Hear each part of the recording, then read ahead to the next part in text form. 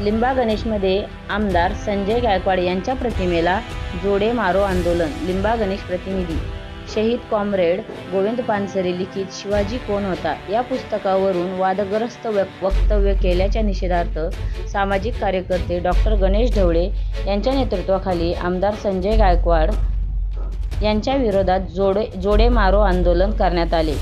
आमदार संजय गायकवाड यांनी पुस्तकाच्या नावावरून आक्षेपार्ह विधान केल्याचा आणि पुस्तक वितरक प्रशांत आंबी यांना जीवे मारण्याची धमकी दिल्याचा आरोप आंदोलकांनी केला आहे। गायकवाड यांच्यावर फौजदारी गुन्हा दाखल करण्याची मागणी करण्यात आली आहे। बागेश्वर धाम धीरेंद्र शास्त्री यांनी छत्रपती शिवाजी महाराज आणि रामदास स्वामी यांच्याबद्दल केलेल्या कथित तथ्यहीन विधानाबद्दलही यावेळी तीव्र निषेध व्यक्त करण्यात आला। आंदोलनानंतर जिल्हाधिकारी आणि पोलीस अधीक्षकांमार्फत मुख्यमंत्री एकनाथ शिंदे व उपमुख्यमंत्री देवेंद्र फडणवीस यांना निवेदन पाठवण्यात आले।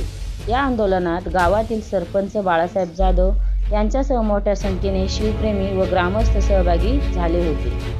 कॉम्रेड गोविंद पानसरे लिखित शिवाजी कोण होता या पुस्तकाच्या शीर्षकाच्या अनुषंगाने बुलढाण्याचे आमदार संजय गायकवाड यांनी ज्या पद्धतीनं गोविंद पानसरे यांच्याबद्दल आक्षेपार्ह उद्गार काढलेले आहेत, त्याचबरोबर पुस्तकाचे प्रकाश वितरक प्रशांत आंबी यांना व त्यांच्या कुटुंबियांचा उल्लेख करून ज्या प्रकारे शिवीगाळ केलेली आहे, त्याचबरोबर घरात घुसून मारण्याची धमकी दिलेली आहे, ते हा व्यक्ती स्वातंत्र्याला हल्ला आहे आणि संबंधित प्रकरणामध्ये आमदार संजय गायकवाड यांची सखोल चौकशी करून त्यांना अटक करण्यात यावी, त्यांच्यावर फौजदारी स्वरूपाचा गुन्हा दाखल करण्यात यावा। या आमदार गायकवाड यांचा निषेध करण्यासाठी आज लिंबा या ठिकाणी त्यांच्या प्रतिमेला जोडे मारून निषेध व्यक्त करण्यात आलेला आहे।